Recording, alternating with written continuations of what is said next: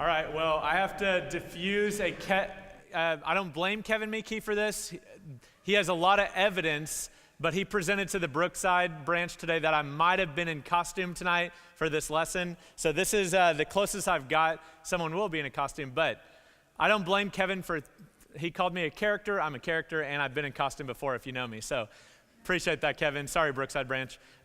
Speaking of the branches, I am just thrilled. I have seen members from all of the three branches here tonight. Thank you guys for coming to worship and fellowship together and just get in the Word. And I also want to thank the branches and people that I've seen in this room that put on Skit Guys and the CR 10-year anniversary, the Kibo Run event and Evocal. A lot of stuff happened this weekend. And if you see someone in this room that was a part of any of those, participant or was there, just pat them on the back right now. Just say, good job. If you found anyone this weekend that was there, pat them on the back. Paul, marketing is like one of these. Just like make sure he knows he's appreciated. And Bryson. So I have corralled a certain individual to join me on stage for my opening icebreaker. So AJ Hayes, come on up. Come on, AJ. To be fair, she never agreed to this. I whispered to her sister. All right, so this is the closest thing that I can come up with a photo booth tonight, AJ. So have you been in a photo booth before? So this is kind of what a photo booth is. You know, you're supposed to get that little strip of pictures that has a bunch of crazy faces. You need to go to a wedding. They got a photo booth there. You'll find it. You've seen one? Okay. Well, this is the closest photo booth I've come up with. I don't know how to create that. So would you put this on for me? This is what Donny Osmond would call the Technicolor Dreamcoat. Only the people from like 1980 know what I just said. Okay, so, and if you would zip that up, we need to really get the full Joseph, we need to make you Joseph. So, and when you are ready, I want you to come over here and Mom and Dad, feel free to get the photo. I'll get one from this angle. So if you would just stand in front of this, hold on. Sorry, there's one issue with this costume. There it is, okay. There was something on your back, I think I got it. Okay, all right, thank you, AJ. Now, I think I ruined the photo op. I don't think that's a good costume to wear in the photo booth anymore. You think it's better now? Okay, so I'm gonna, because I just ruined your moment, like you could have looked like Joseph, and I owe you $1. That was really rude of me. I'm sorry. Here's it. Thank you. Give it up for AJ Hayes, everybody. You can take that. Also, no, you can keep the $1. It's yours. You're a good sport. You know, I kind of embarrassed you, so you get that. Thank you. Any parents that want to take a photo, or Jamie after the lesson, that photo booth is open to anybody after tonight. So tonight's lesson is called When Your Coat Gets Ripped. I don't know if your coat's ever been ripped, but I am not talking literally. I am talking figuratively tonight. But AJ, you did a great job helping us set this up. So the ministers just came together, and we just wanted to put together a series, which this next slide will kind of illustrate. We wanted to take you guys back to those childhood Bible stories.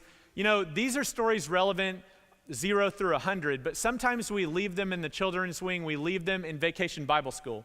So I'm wondering, how did you learn some of these famous Bible stories growing up? Was it VBS? Was it one of these animated Bibles? That was the only thing that kept me awake a lot of sermons growing up. Sorry, just being transparent. I love those maps at the back and these really animated Bible story books. But chances are, if you have a kid that is a teenager right now, or maybe this was you learned the Bible through VeggieTales. This specifically, and my son is already saying, Joe, this is the one that he asked us to watch and rewatch, and I've seen this 72 times. This is called The Ballad of Little Joe. Instead of showing you the 42-minute video, I'm going to give you a quick synopsis. So, Bob the Tomato, I don't know if you guys know VeggieTales. That's Larry the Cucumber. We're all on the same page. Bob the Tomato is the narrator, and he says, way out in the West, somewhere on a ranch known as the Okie Dokie Corral, there lived a group of cowboy brothers. Little Joe's pa gives him a birthday cake and a special gift, which is a vest of many colors. This makes the brothers sour because they only got mittens on their birthday. They took little Joe to an abandoned mine shaft before Jude tells him where they hid the birthday present, and they put it in the bottom of the mine shaft, and they proceed to shove little Joe into that. From there, some little bandits would pull little Joe out of the mine shaft, and let's see, what would they do next? They would tie him up, throw him on a horse, take him away to a town called Dodgeball City. He would then start working at a rootin' tootin' pizza palace. Owner of the restaurant, Mr. McPotiphar, sang about how a year ago his restaurant was losing money. He thought he'd go insane, but little Joe turned the ship around. But there was a lady in the restaurant named Miss Kitty who was rather bitter when she saw that little Joe got Employee of the Month. Because of this, she then goes to talk with little Joe, telling him to take the money and get out of here. But little Joe said, "Why would I do that?" Before hopping off, Miss Kitty then tells little Joe that with the money she's trying to offer him, he can get back home. But Joe tells her that stealing is wrong, and if he took the money, he'd be disobeying God, and he'd probably lose his status as Employee of the Month. This angers Miss Kitty, and then little Joe hops back to the counter. Miss Kitty hid the money in Joe's outfit and yells, "There's a thief in the restaurant," and little Joe goes to jail. All right, I just saved y'all like 42 minutes of a video. That's probably 100% accurate in the Bible. You guys remember Dodgeball City and the pizza place with Mr. McPotiphar? Y'all remember that? So VeggieTales didn't always scripturally get everything flawless, but they always got the idea across to kids. And I'm going to show you real quick what was little Joe, what was I referencing in this VeggieTales story. So there's this blue picture I don't like as much, and I'll explain in a second, but it does give a good view of what Joseph's life looked like. So, he gets this favoritism coat from his dad, and then he would get these dreams and he would interpret it for his brothers, and he would be sold into slavery, imprisoned, and you guys can kind of see he's starting to kind of rise up with Pharaoh in Egypt, and he would be appointed as an overseer and ultimately be reunited with his family. But I like the white picture better because what I want to teach on tonight, when your coat gets ripped, what I mean by that is when things happen to us outside of our control, trials that we go through and pain and suffering. You can see things were just like an up and down roller coaster in Joseph's life. Just when things were going well, there comes a big, downward motion again. You guys can see some of those things. I don't know if you can read it, but he was the favorite son. He didn't ask to be the favorite, but he was, and then that would lead him down to slavery, then imprisonment, and some of these things. This quote that I saw, I have on the screen. It says, "The only thing you can really control is how you react to things out of your control." The quick synopsis of Joseph's life, then we're going to put it into application for us.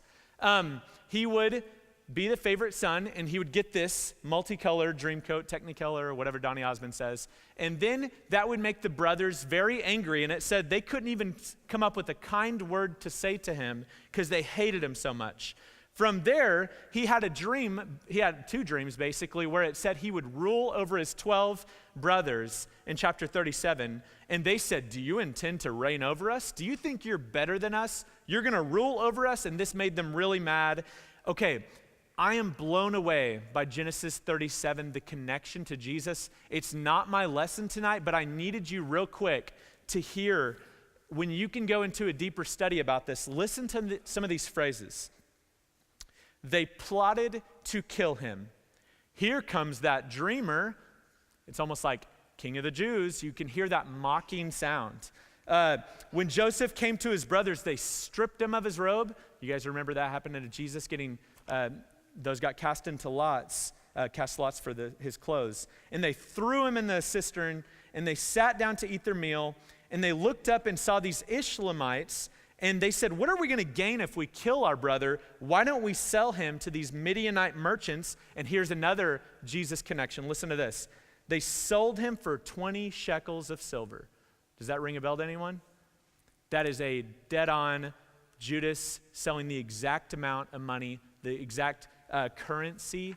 So there is a lot of parallel between Joseph and Jesus and what they would go through. And ultimately, the reason I call it when your coat gets ripped, his dad, Jacob, thought that he was eaten up by ferocious animals. They dipped it in goat's blood, and then they said, Dad, he got killed by all these animals. So this just happened to him. And if that wasn't enough, he would get sold into slavery, start doing really well in this is Potiphar. He was an Egyptian, one of Pharaoh's officials, the captain of the guard. And he started doing really well, and Potiphar liked him a lot. But just when things went well, here comes the roller coaster ride again. You see Potiphar's wife like, come to bed with me. And he's like, you're Potiphar's wife. I wouldn't do such a wicked thing against God. And he says, but then one day, she kept on this day after day. And one day she grabbed his cloak and he said, no. And he fled from the scene. She held onto his cloak. And then she said, here's what Potiphar's wife, if you're opening your Bible to Genesis 39, look, this Hebrew has brought to us to make a sport of us. He's came in here to sleep with me, but I screamed. When he heard me scream to help, he left his cloak beside me and ran out of the house. And then Joseph's master would then throw him in prison. Tonight, I just want us to understand there is a phrase, and I'm going to reference Kevin and Jamie for a second. There's a phrase I don't want any of us to ever say again after tonight. And if you've said this, praise God, like that God gives grace and we are forgiven. But Kevin, Jamie, and I were blessed to get a study given to us that we shared with the teens. And I am so passionate on the connection to the story of Joseph. There's like a few teens tonight that it might ring a bell. But Kevin, Jamie, and I got to teach on this series called The Bible Doesn't Say That. And this phrase, you've heard or you've said, everything happens for a reason.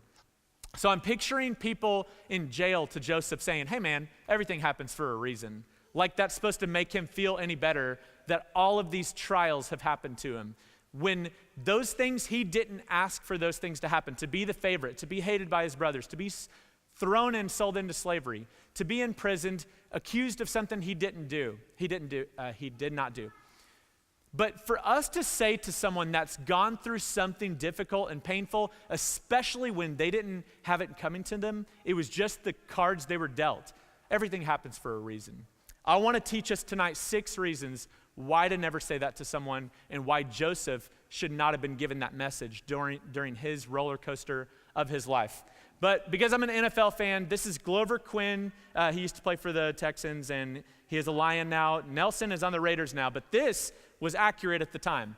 Jordy Nelson tore his ACL.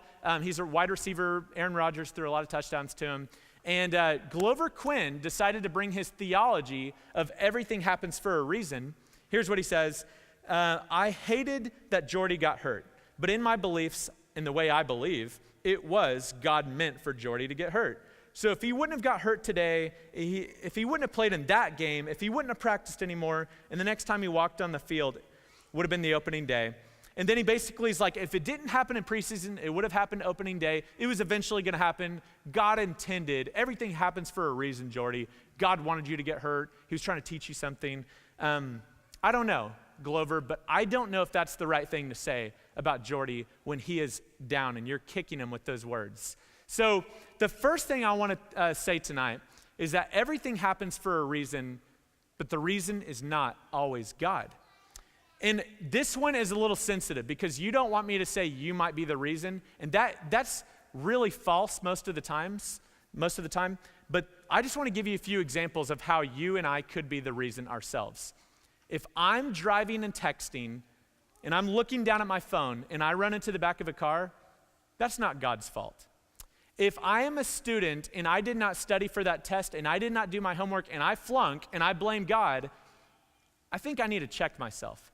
If I don't work out and if I don't diet, but then I have a stroke in my 40s, that's God's fault. Why would he allow this to happen to me? Galatians 6 says, a man reaps what he sows. Proverbs 19 says, people ruin their lives by their own foolishness and they get angry at the Lord.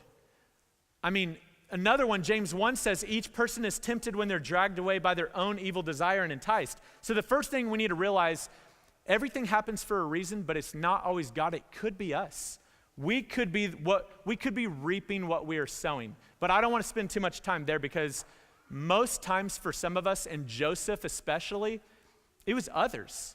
Others were the reason what happened to Joseph. The Bible talks a lot about loving people. Matthew 5, it says, love your enemies. Matthew 22, it says, love your neighbor as yourself. We don't want to be the reason bad enters people's life. We should have a goal that good happens to people's lives through our actions towards them. Luke 6 talks about this. It says, do unto others as you would have them do to you. Philippians 2, don't look to your own interest, but look to the interest of others. I was going to show a Seinfeld clip, but for time's sake, I didn't. But I love Seinfeld. And George Costanza is that bald guy with the glasses. I don't know if you've seen the show. But George is at this kid's birthday party. I think it's his girlfriend. He's dating one of the moms. And this fire breaks out in the kitchen. And so there's literally all these grandparents there to support this little kid birthday party. And right when he hears the alarm go off, he knocks over this grandma to the ground. He knocks kids to the ground, and he gets out first. If you know Seinfeld, George was a very selfish individual. And that is just a very cheesy TV show version of what actually happens to us. It's people's selfishness, people looking to their own interest first before yours. That's why sometimes bad things happen to us, because others are living in their selfishness and they are not putting themselves in your shoes. But this is where, if you don't get anything else from tonight, this third one is what I really want you to hear. There's just, recently I think in our culture, you start hearing people write on their Facebook status and you disagree with what they're saying, or people offend you. But I've just been reflecting on a lot lately.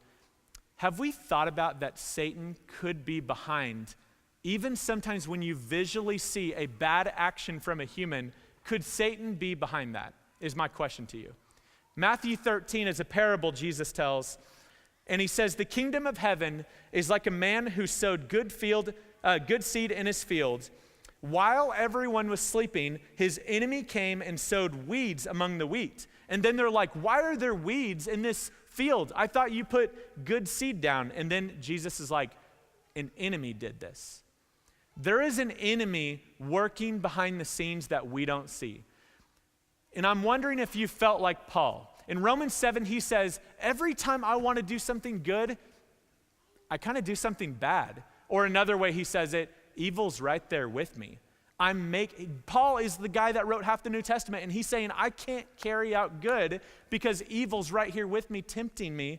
And so what that is 1 Peter 5. You guys know this.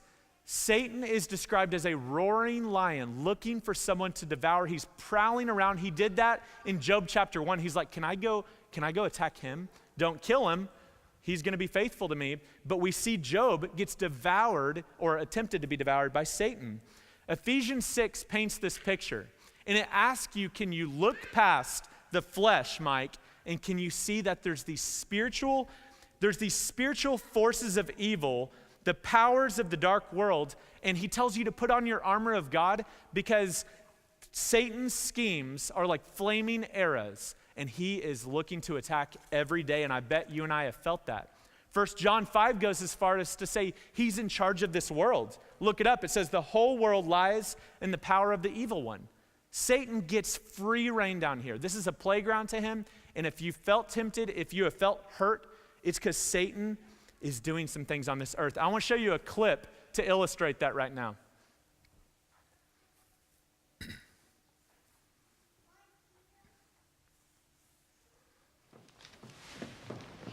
Oh, that's almost 3 pages. And I could write more, but you'll get the gist of it when you read it. Actually, I'm not gonna read it. My question to you is this. In light of all these wrongs, does God still love Tony? We both know he does. Do you? Now, Miss Clara, you're meddling. There's love in my heart for Tony, but it's just buried under a lot of frustration. So he needs grace. Grace? I don't know that he deserves grace. Do you deserve grace? Miss Clara, you have a habit of backing me up in a corner and making me squirm. But the Bible also says that we can't ask him to forgive us while refusing to forgive others. I know, Miss Clara, but that's just so hard to do. Yes, it is. Yes, it is. But that's where grace comes in. He gives us grace, and he helps us to give it to others, even when they don't deserve it. We all deserve judgment. And choose to forgive and then just let him walk all over me? God is a good defense attorney. Trust it to him. And then you can turn your focus to the real enemy. The real enemy? The one that wants to remain hidden. The one that wants to distract you and deceive you and divide you from the Lord and your husband. You see, that's how it works. Satan comes to steal, kill, and destroy. And he is stealing your joy. He is killing your faith. And he's trying to destroy your family. If I were you, I would get my heart right with God.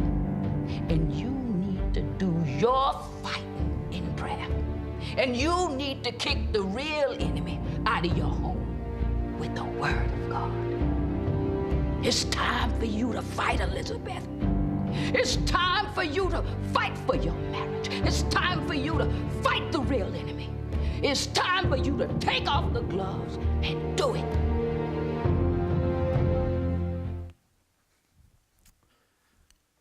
And some of us that have seen that movie, they understand that she was going through a very difficult time in her marriage, and all she could see was this husband that wasn't investing in the marriage, that was actually hurting with his words and actions. And I know some of you, and I know myself, have experienced pain in my own personal family growing up. Dad wasn't who I always wanted him to be, or other people weren't. And I'm telling you transparently, it's hard when people hurt you to see past it. This older lady that was mentoring Priscilla in that clip, she was like, all you see is your husband making hurtful decisions towards you. Can you see past that Satan grabbed a hold of his heart? That Satan has chains around your husband? And can we see that? I'm asking that. Can we, the people that are hurting you and me right now, the people that are your enemy, can you see with the grace that was given to you by God that they so abundantly need that grace too? Have we not seen a Saul to Paul transformation not only in the Bible, but in your own life? I think if you really think about it, there's someone where you saw Satan had a hold of that person and you saw it in their life decisions, maybe even against you. But then you also got to see God in even the worst of all sinners like Saul. God's grace abundantly poured on Paul to be that New Testament writer. And I've seen transformation. I know that the chains of Satan aren't unbreakable. Christ's power and his grace and your willingness to look past the people that are hurting you and see Satan at work in their life and praying for them, that's the real miracle. If you can see past the people that are hurting you. Because the fourth thing that leads into this is that you need a reminder, and I need a reminder that we are in a fallen, broken world. Romans 5 says, just as sin entered the world through one man, and death through sin, and in this way death came to all people because all sinned. We understand that Adam and his choice, him and Eve's choice to grab that fruit, we all of a sudden are born into a broken world where Satan gets free reign. And the world that is not the world that was. It's not the world that God created. Romans 8 talks about creation is subjected to frustration. It talks about that the creation has been groaning like pains in childbirth. Creation is waiting to be redeemed by Jesus. But until that day, others are going to hurt you. And Satan is going to work through situations for your coat to get ripped. But life doesn't promise to be fair. Because creation is in decay, let me say this. God didn't cause the cancer, but sometimes he chooses not to heal it. God didn't ordain that drunk driver to kill your friend, but he didn't that day give a heart attack to that drunk driver before they got in the car. The activity and inactivity of God is what we wrestle with. And the book of Job asks this question: will you trust God when you don't know why you're suffering? God doesn't have to always exercise his sovereignty over situations and justify the reason for it to us. Let me ask this. A woman that's lost her son was killed. Does it hurt her any less if she knew the reasons why he died versus not knowing why this happened? The pain is still real, if God sat down with her and said, this is why your son had to die at 16, versus if she'll never know the reason, the pain is still real no matter what. Reasons don't remove the pain.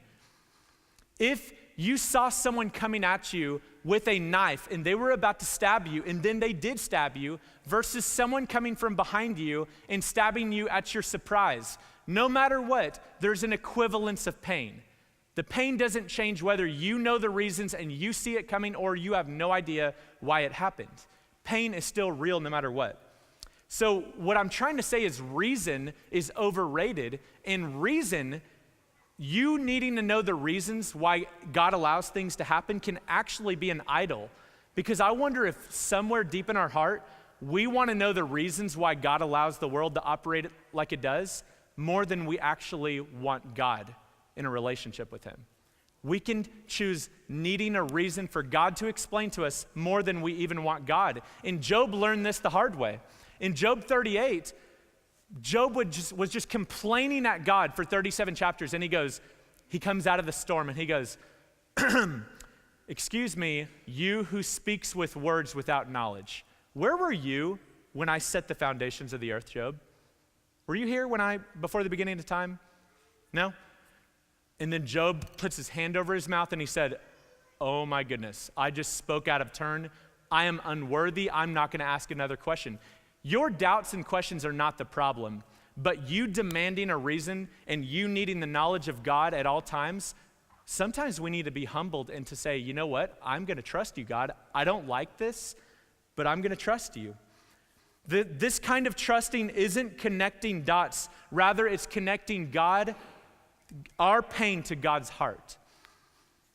Romans 8 says this, and here's what you can bank on. We know that in all things God works for the good of those who love him, that are called according to his purpose. We don't just guess, God, I'm in this trial, my coat's ripped, I've been thrown into slavery, I've been imprisoned, why are you allowing this to happen? And we're not just guessing in that moment that you're going through right now in your life. Does God love me? Does God even care about me? Romans 8:28 is your promise. We know that God works for your good. It says that. We know. You have confidence. So instead of searching for a reason, we need to start focusing on where God is at work in our life. This Hebrew word that is written in Genesis 1:2, it's called tohu bohu, and it basically in your Bibles, if you open it up, it would say the world was formless. It said nothing was there in Genesis 1:2. That word actually can be also translated to chaos. And what I love about that is that God makes good out of your chaos. The reason I know that is Genesis 1:31, a few verses later, it says, God saw all that he had made, and it was very good. That means in chaos, he can bring good. He's proven it through creation. The creation that you think is so beautiful, in Genesis 1:2, it was called chaos, and he made it beautiful. He brings beauty from the ashes. He's done it time and time again. So then you think about this picture I put on the screen. This is the Sistine Chapel made by Michelangelo like 500 years ago. A lot of people criticized him, saying, this is confusing, this is chaotic, this has no order, Michelangelo, this doesn't make any sense. And then we look at it now and we are like, he knew what he was doing. He told us 500 years ago he knew what he was doing. Now we see it. We will only see the beauty in our chaos on the other side of it. Or maybe we might not even ever see the exact beauty, but Romans 8 says that I consider that our present sufferings are not worth comparing with the glory that's going to be revealed in you. For in this hope we are saved, but hope that is seen as no hope at all. Who hopes for what they already have? What I want to say to you is that God let me say this, faith doesn't mean pretending the bad things in your life are good things. I'll say that one more time. Faith in God doesn't mean pretending the bad things that happen to us are good things. Faith means trusting a good God that he's going to work for our good today and redeem the rest one day. He doesn't promise immunity, but he promises eternity. And it's in that hope we gain strength and endurance. And the reasons, if God sat you down with all the reasons of all the bad that's ever happened to you, I bet you hope in heaven is stronger and will give you more strength than having all the reasons in this life. So I close with this last one. There's a reason why hope can trump the mystery and pain. Evil, we already know evil won't have the last word. Jesus conquered death, and because of this, we have hope. One empty tomb trumps a whole head full of reasons. 1 Peter 1 says, "Praise be to the God and Father of our Lord Jesus Christ. In his great mercy, he's given us a new birth into a living hope through the resurrection of Jesus." As long as that tomb is empty, we have a reason to keep going. If God gives you the privilege to have a Joseph and you're in a prison cell with him, you are in Potiphar's house with him, someone in your life is going through a lot of pain and they're wondering if a good God even cares about them. If you get a privilege to encourage someone that's hurting right now, please do not minimize their pain. Their pain is real, but you emphasize the hope they have in Jesus Christ through the resurrection. And through him, and he will make beauty of the ashes in their life right now. Hebrews 6 says, we have this hope as an anchor for the soul, firm and secure. And so when we get to heaven, I guarantee you, you're not going to be asking Jesus, what are all the reasons you allowed this, this, and this? When you and I see Jesus face to face, that's all you'll ever need. You won't need the reasons for the bad that happened in this life when you are in the presence of Jesus for eternity. So I asked this last question. How did Joseph get to the point of a statement that we all know very well? He says in Genesis 50, after his brothers did all that to him, he says, his brothers then came and threw themselves down before Joseph. And they said, we're your slaves, Joseph, forgive us. I can't believe, look at you, you're a high person in Egypt. I can't believe what we did to you. And he said, don't be afraid. Am I in the place of God? You intended to harm me, brothers, but God intended it for good to accomplish what's now being done, the saving of many lives. I just simply want to ask myself, will I, go back to Romans 8:28, will I believe that even in the middle of my pain, God promises, and we know he is working for our good?